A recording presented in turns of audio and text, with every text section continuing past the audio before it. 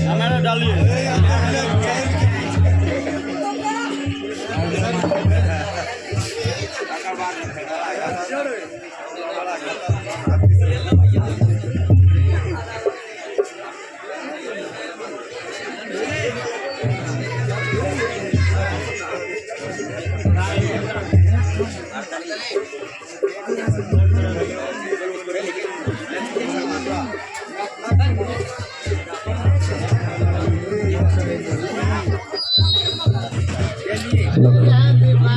हाथ रख करके कहिए, जो भी कुछ कहूँगा सही कहूँगा, सच के अलावा कुछ नहीं कहूँगा।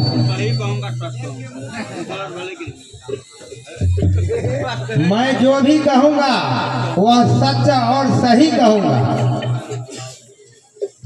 सच के सिवा और कुछ नहीं कहूँगा। वकील साहब,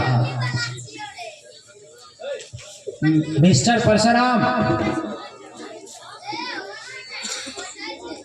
क्या ग्वालियर राज में तहलका बचाने वाले परशुराम तुम ही हो? वकील साहब, डाकू परशुराम तो मैं जरूर हूँ, लेकिन तहलका मैं नहीं मचाया। तहलका तो आपके सरकार ने मचा दिया है। सुनता हूँ तुम बहुत बहादुर हो। इसका जवाब आपके पुलिस विभाग ने देगी, वरना मैं तो एक साधारण आदमी हूँ। तुम्हारे परिवार में कौन कौन है? बहुत सारे लोग हैं, जिसकी गिनती मैं उंगलियों पर नहीं कर सकता। मैं तुम्हारा ही नहीं, तुम्हारे परिवार के संबंध में पूछा है। तो सुन लीजिए वकील साहब, हिंदुस्तान में पूंजीपतियों द्वारा, जमींदारों के द्वारा सताए गए जितने भी बेगुनाह हत्यारे परिवार, वो सब मेरे ही परिवार के निजी सदस्य हैं। मैं आज तक किसी को पराया नहीं समझा।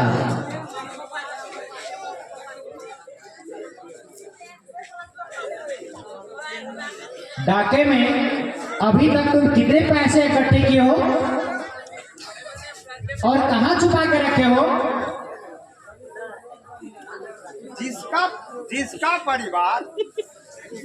जिसका परिवार इतना बड़ा हो, उसके पास पैसे बचत रहने की बात सोचते हैं वकील साहब। तुमने अभी तक कितना डाका डाला है मिस्टर परशुराम?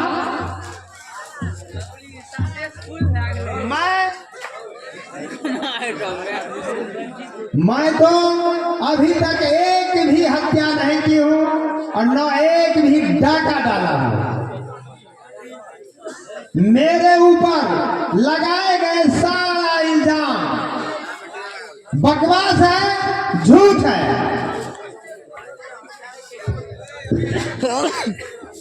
तुम्हारे ऊपर किए गए सारे मुकदमे गलत हैं।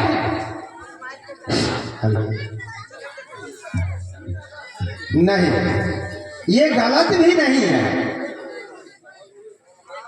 जिन लोगों ने गरीबों पर जुल्म ढाला है, जिसको सताया गया है, जिसके बहू बेटियों के इज्जत के साथ खिलवाड़ किया है वकील साहब, मैं उन गुनाहगारों को उसके अपराध के अनुसार सजा दिया। जहां धन का दुरुपयोग हो रहा था, वहां के धन को लेकर के मैं गरीबों के उपकार में लगाया हूं वकील साहब। मिस्टर परशुराम, जिसने गरीबों को सताया है, जिसका इज्जत लूटा है, इसकी तुमने हत्या भी की होगी। जरूर की है वकील साहब। उन नमक हरामों के लिए जिसने गरीबों को सताया है, गरीब बहनों की इज्जत लूटी है,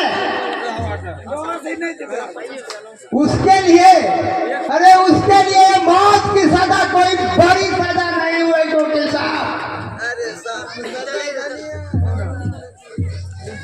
यह काम आपके सरकार को करनी चाहिए। जहां धन का दुरुपयोग हो रहा था, कोठियों में अनाज सड़ रहे थे,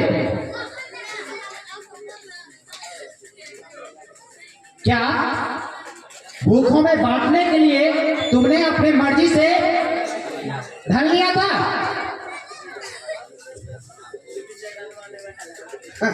वकील साहब, अपनी मर्जी से, अरे अपनी मर्जी से लोग अपना रोग तक नहीं देगा वकील साहब।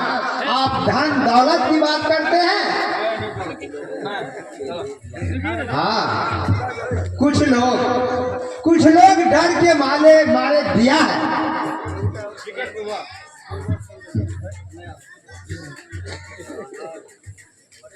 योर ऑनर,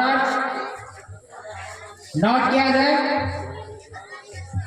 इन्होंने उन लोगों का हत्या किया है जिसने गरीबों को सताया है, इज्जत लूटा है। उन लोगों का कत्ल भी किया है जिन लोगों ने अपनी मर्जी से धन नहीं दिया, उसका कत्ल किया है। किसी से धन छीन कर लेना दूसरा नाम डाका है।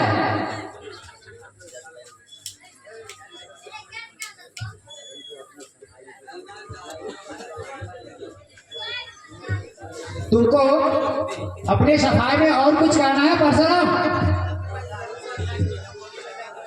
मैंने जो कुछ भी कहा है वकील साहब, अपने बचाव के लिए झूठ एक भी नहीं कहा है। सभी सत्य है। मिस्टर परशुराम, मैं जानता हूं तुमने गरीबों का उपकार किया है, लेकिन कानून को इससे कोई ताल्लुक नहीं है। तुमको कानून अपने हाथों में नहीं लेना चाहिए। कानून, अरे कानून तो मकड़े की जाल है वकील साहब। जिस फंदे में छोटे कीड़े फंसते हैं, बड़े बड़े कीड़े जो महला में बैठे हुए हैं वे थोड़े फंसते हैं। आपका कानून पूंजीपतियों पर रक्षा के लिए होता है, बल्कि गरीबों के लिए नहीं। आपका कानून वकील साहब, अरे आपका कानून तो अंधा होता है, अंधा होता है। अगर कानून को ये आंखें होती तो ये जुल्म, ये हत्या, ये बलात्कार कुछ नहीं होता। फिर भी कानून कानून है मिस्टर परशुराम। योर ऑनर, इन्होंने खुद अपना अपराध स्वीकार किया है।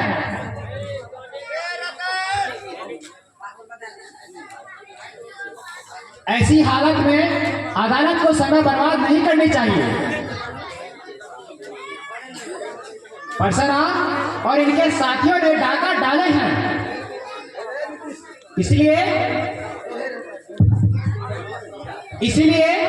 यह अपना अपराध स्वीकार किया है।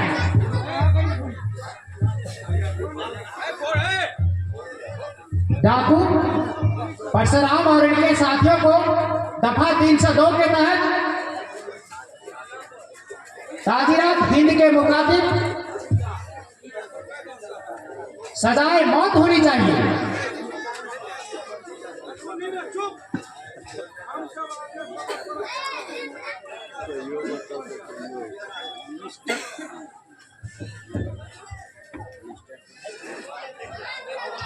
मिस्टर परशुराम, तुम्हें अपनी सफाई में और कुछ कहना है? नहीं जज साहब, मुझे जो भी कहना था वो कह दिया।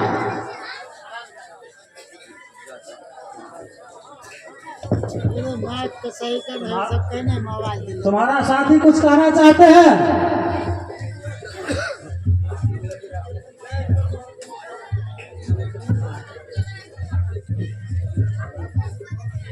हमारे सरदार ने जो कुछ कहा है मैं इनसे सहमत हूं। मिस्टर परशुराम, तुम्हारा वकील कहाँ है?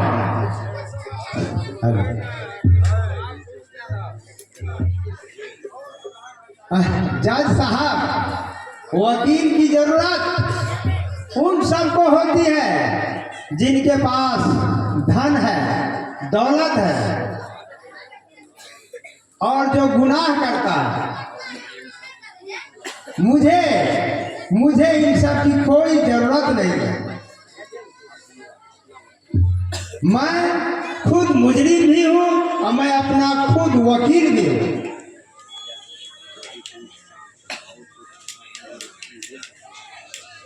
अगर तुम चाहो तो सरकार तुम्हें वकील दे सकती है।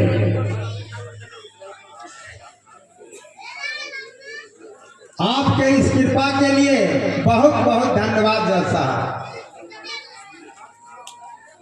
लेकिन मुझे आपकी सरकार का कोई एहसान मंजूर नहीं है। मिस्टर परशुराम, हमें अफसोस है, अदालत अपना फैसला सुनाने पर मजबूर है। मैं तुम जैसे बहादुरों की इज्जत करता हूँ, कदर करता हूँ। अगर तुम कानून की निगाहों में दोषी हो तो तुम इसका स्वयं स्वीकार भी किया है। शुक्रिया जज साहब, मुझे अदालत का हर फैसला मंजूर होगा।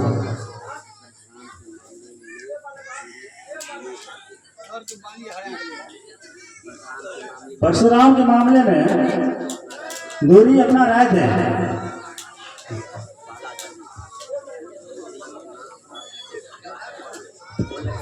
मुजरिम अपना अपराध खुद स्वीकार करता है। ऐसी स्थिति में हम अपनी राय क्या दे सकते हैं? मुजरिम सजा का भागी है।